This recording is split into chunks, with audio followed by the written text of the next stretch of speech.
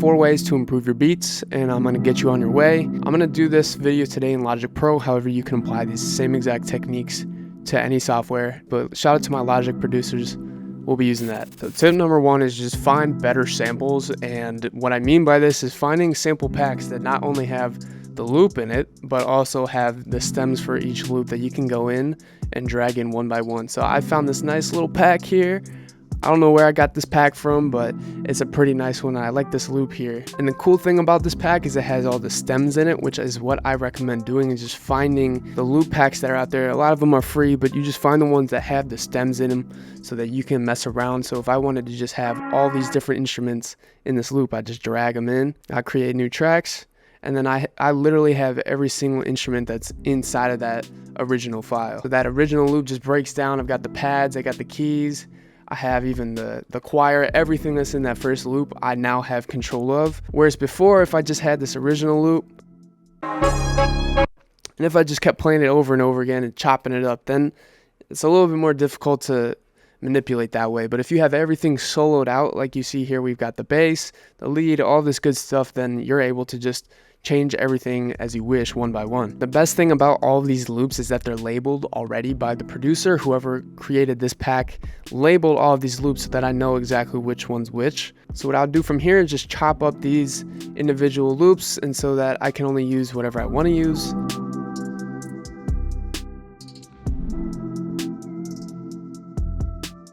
So what I've done here is just cut all of these tracks so that I have a starting point, and then I just take this and I can drag all of these over to the left at the start. So now I've got a nice little 8-bar loop that I can work with, but if I play it back, you're gonna hear everything all at once. So as I'm making the beat, I can start to solo out the guitar, this little bell, and then I can build the beat around those however I want. But if I wanted to just solo some things to start with,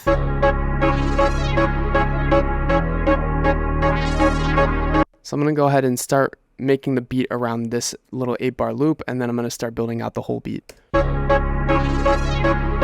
So basically the whole idea with this first tip is to just find better samples. First of all, there's a lot of free ones online that you can easily find. I found this one. I think this was maybe a $15 pack, but the ones that are the best packs have the stems in them. You're going to want to look and make sure that those are included if you're going to go buy one. That way you're able to do certain things like pan instruments and make everything sound a lot more cohesive as opposed to just glued together all in one file. From here, I'm just going to start building my beat around this little 8-bar loop that I have.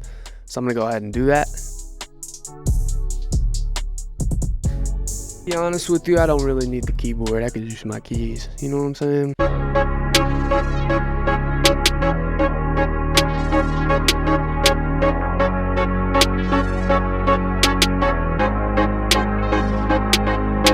Okay, and the next thing I want to do right now is take all these stems, all these instrument loops that I've just dragged in.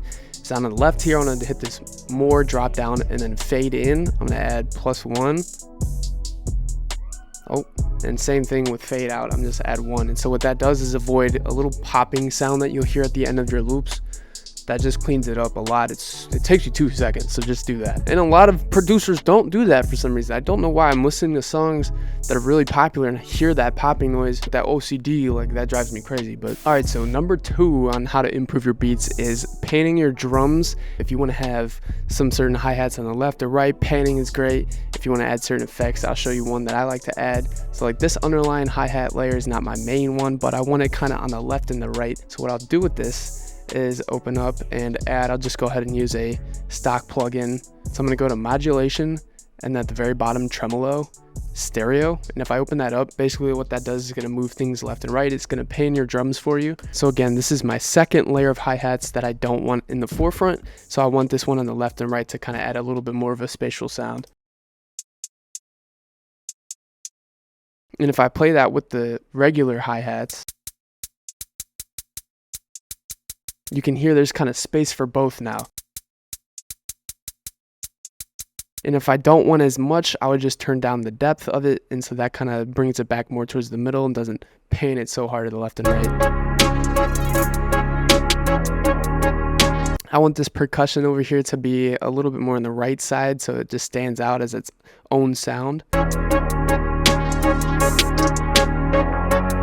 So that way, instead of everything being right down in the middle in your face, it's going to be on the left, on the right. It's going to be up in the air. You don't even know where it's coming from. All right, so then lastly, what I want to do is maybe just add a little bit more width to this snare drum. I'm going to go into imaging and then direction mixer. And if I want it right in the middle, I would keep the spread right at 0. But if I want the spread to be a lot to my left and my right, a little bit more spread out, obviously you'd increase the spread. So here's without the direction mixer. But you hear that right in the middle, so if I want it on the sides, that's where this comes in handy, and it really just adds a lot more of a natural sound to your beats. So I recommend trying out some of these. Panning, adding reverb, all of that stuff is really simple, and it makes a big difference. All right, so number 3 on the list is EQing your melodies so that things have a certain place in your beat. It's not, again, all meshed together. It has each individual element. So if I want these keys here, if I want those to have a little bit less of a lower impact, it's not hitting so much, but it's more just kind of cruising along, I take this yellow band on the EQ and I take it down about 300, where I can see it spiking in that low end. I just want to diminish that a little bit.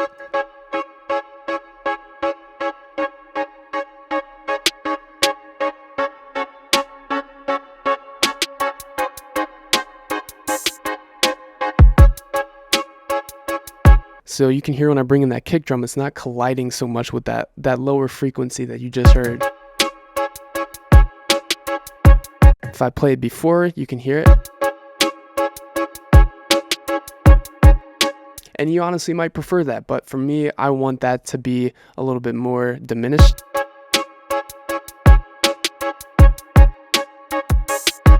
I think that just allows you to hear the high part of that melody, and then you can hear the kick drum completely on its own as well in the beat, so it's not colliding as much. So if I want to take it a step further and say this bass line here, I want it to have its own place in my beat too,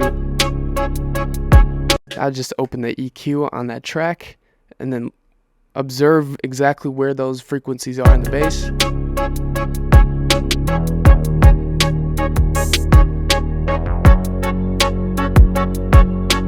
I think the highs on this bass line are cool, but I want those to be a little bit softer too. So that's why I brought this band down so that it's really just in that lower end.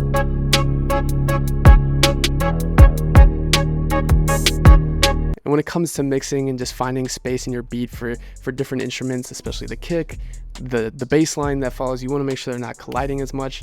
Just use your ear, trust your gut, and if you need to go back, you can change things around anytime. All right, so the final tip that I want to show you today is that just adding a little bit more sauce to your melodies, aka reverbs, gives your melodies a great airy sound that I really like to include in my beats. So with this guitar here,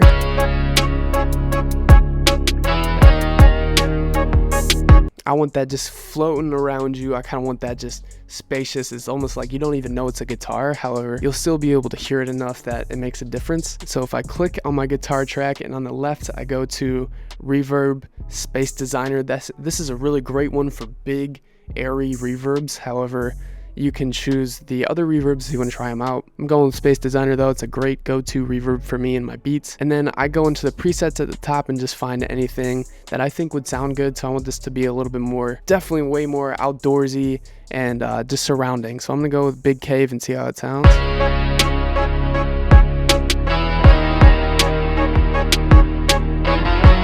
So with the dry knob here, that is going to be the original sound. However, the wet is going to be the added reverb on top of it. So if you only wanted reverb, I'll turn this all the way up and turn the dry all the way down. That's way too much reverb, obviously. So we're going to turn that way down and then turn the dry back up to like -6 and see how that sounds. So the cool thing about Space Designer has this built-in EQ that you can actually adjust what frequencies of reverb that you want to hear. So I kind of want this to be on the higher end, just like a cloud is kind of what I envisioned. So that's why I boosted this band a little bit. And so when I play it back, and then versus before, that is very dry. However, you might want that sound. That's totally cool too. I'm just showing you a different trick, how you can apply something different. So, but now I just have to go through all these stems and build out the full beat. So what I would do from here is just add any extra drums, continue on my path towards a finished beat. So I'm gonna leave you with the full beat in the outro so you get to hear it. But those are the 4 tips. Again, that's using better samples. Find the packs with stems, there's a lot of free ones. Pan your drums so that things can have their own space in the beat. EQ your melodies so that frequencies don't clash together all the time. And the 4th one is using reverbs, just adding different ear candy to your beats if you want things to be more spacious. That's up to you. But again, trust your gut, man. If it sounds good to you, that's good enough. I would just go with that. But these are 4 ways that you can instantly improve your beats. These are really easy ones that I picked up along the way. So if you could do me a quick favor, and if you want a free cookie, just hit the like, subscribe button below. I got a lot of new stuff coming out for y'all. We just made a fire beat. I hope you learned something today. I'll see you on the next one. Peace out.